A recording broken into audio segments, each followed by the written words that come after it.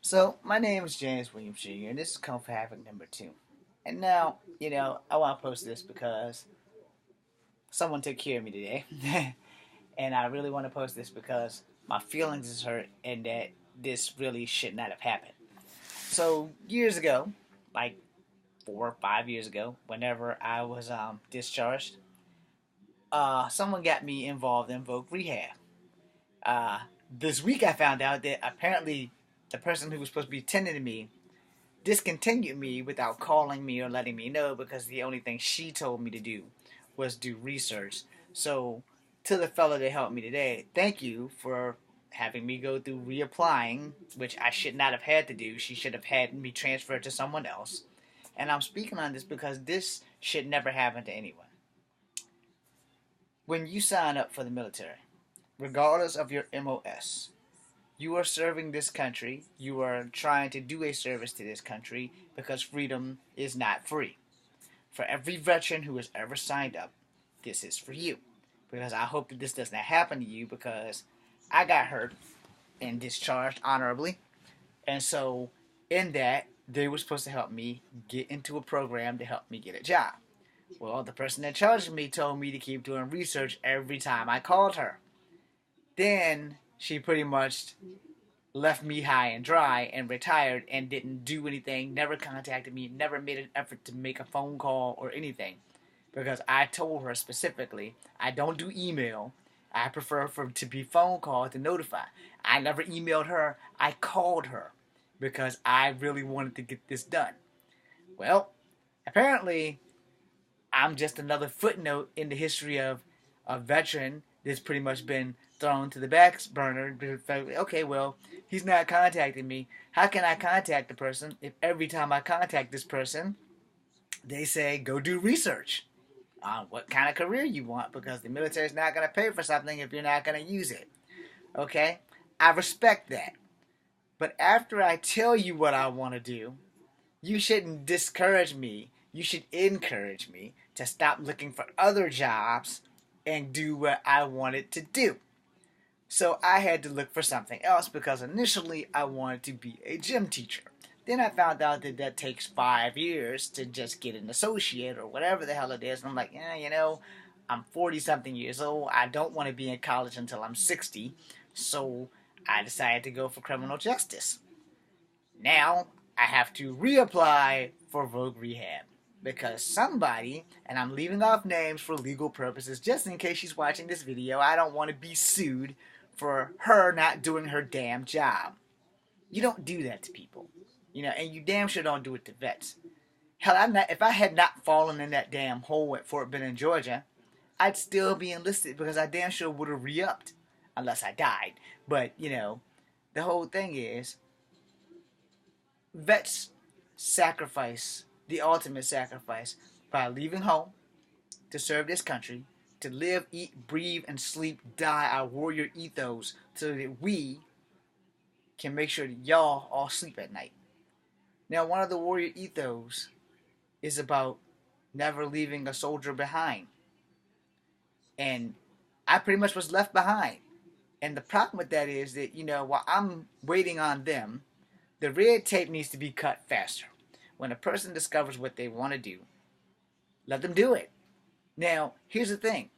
So let me flip the script against me now. So I don't want to sound like a complete hypocrite, but I'm going to hit you with the whole 1,000.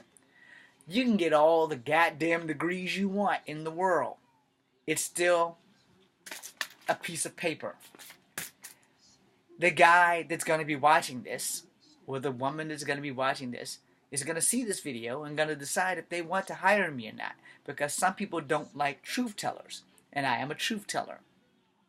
So, in initial fact, whether I had got a degree in performing arts or not, does not guarantee me that whoever's going to run a studio is going to decide they want to bank me as an actor, as a character, as a whatever.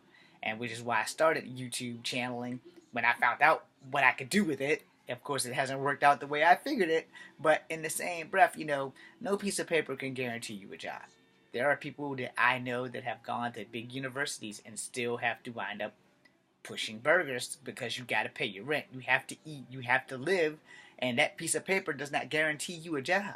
It really decides on who's on the other side of that desk. If they look at you and your first impression, you can come up in there and have that shirt on right there, that big suit, because I went for a job once in that. You know, I don't wear ties. I don't like collar shirts. But when I go to an interview, I dress accordingly. Not camouflage slacks, maybe some cargo pants, but they look decent. You know, put on a decent pair of shoes, decent pair of socks. I smell good when I go in there, brush fresh, teeth brushed, and hair is combed. I'm not cutting my hair. That's not an option. I promised my dad I would grow it until I was 50. I've got 6 years to go. So, you know, I'll go in there. It'll be in a ponytail. You know, it'll look decent. There won't be any strags out or whatever. And I'll sit there and I'll make eye contact, full eye contact. I'll never take my eyes off the person I'm talking to, so that they'll know I'm serious about the job. Now, on the flip side, if they don't look at you more than once or twice, you're probably not going to get the job. I've learned this technique by how many jobs I did not get because I kept looking at the person, wanting them to know that I'm serious about the job. If I had that piece of paper, they'd probably look over it, make a copy, put it over here in the we might give you a job category, and we might not. The whole honest thing is that, you know, a lot of us go to college, we spend all this money to get a degree in something we would love to do for the rest of our lives, and only 3% of us get that job. Now, Vogue Rehab is a program I got into because I got hurt in the military, and they have to take care of me because it's their fault that I fell in the goddamn hole. More or less, it is their fault because I wasn't allowed to look at my feet. I'm one of those people. If I don't look at my feet, there's a good chance that I'm going to go down. Alright? And not because I intend to, it's just that, you know, it does pay to look where the hell you step. I got smoked a lot in the military because I kept looking at my feet. And the first time I got smoked, I was at Fort Lee. And the drill sergeant, I can't remember his name, he was a black guy. He looked at me and said, "Why do you keep looking at your feet, soldier?" And I said, "Well, drill sergeant, I don't want to fall, drill sergeant." So, didn't know that I couldn't look at my feet. He smoked me. Got to Fort Benning, Georgia, I got smoked about 10 times for looking at my damn feet. Sometimes you get tired of doing push-ups, so I stopped looking at my feet. The first week I didn't look at my feet, I rolled the knee because I didn't see it. We had to run to the chow hall and we had to run back, and I'm in my freaking damn PT clothes, and I sprained an ankle and rolled a knee, but it didn't hurt. On the other side of a different street, we come home a week later. I fall in a damn hole, and that's supposedly my fault when I'm not allowed to look at my feet.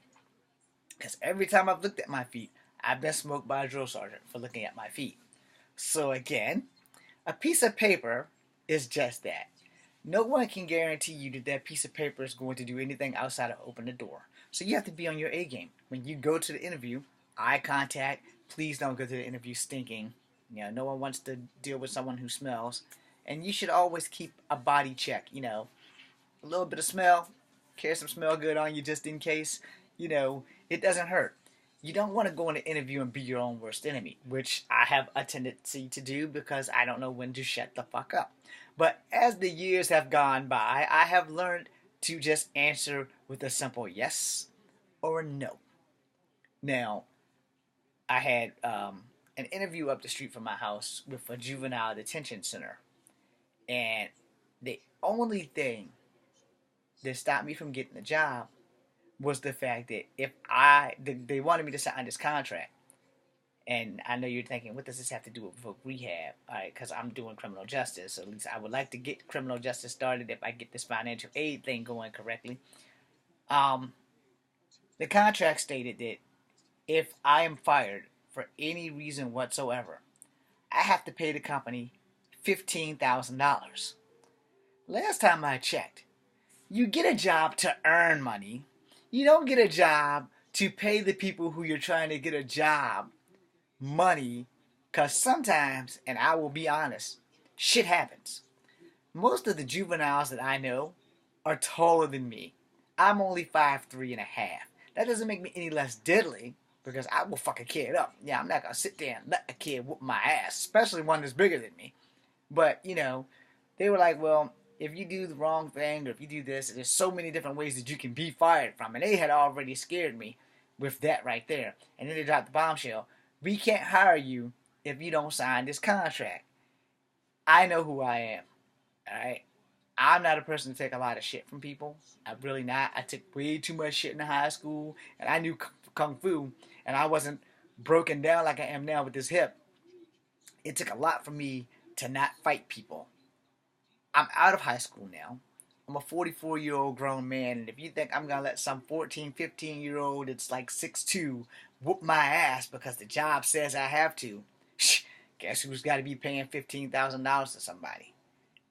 That's why I didn't take the job. I was like, I'm not paying y'all $15,000. I came to get a job. I didn't come to pay people for me to have to work for them. That's kind of ridiculous. It's also one of the same things that happened way before I got into the Army when I was in security. And to get certified for security, they made us watch all these movies for like 2 days. And we did all this shit. And then they told me, the company that I was with, that if I fought on my job, I would be terminated without prejudice. And then it's like they will also disavow any knowledge of me working there, so that if I beat the holy shit out of somebody for trying to defend myself, that person could sue me and the company would not back me up. Which was completely a double fuck if you ask me. And I wasn't going to be down with that. And that company, by the way, I'm not going to say. We're just going to say that in my other video, I mentioned a city, and that's the first name of the company, and you can do the rest. So, otherwise, you can put two and two together, because I'm not going to reveal that company, because some people might still work for them. And at the time, I was also only making $4.25 an hour. But here's the catch. If I'm wearing my uniform and I stop to get coffee on the way to work or on the way from work, and someone decides to get a pair of balls and rob the 7-Eleven and I don't stop them, I can be fired. I can also probably be arrested because I didn't do my job even though I'm not security for 7-Eleven. I'm looking at myself and I'm looking at these guys as they explain all this shit to me, and I'm like, just how deep does this red hot poker have to go up my ass before I realize that this shit really isn't worth it for $4.25 an hour? But I fucked myself on that because I could have got certified in security and went into my own business. But like a dummy at 20 something years old, I wasn't thinking ahead of my future. If I could go back in time, I would give myself the tip of my boot. Anyway, I'm James Williams Jr. This is Kung Fu Havoc number 2. I thought I'd get that out there. Be seeing you. And happy fucking holidays.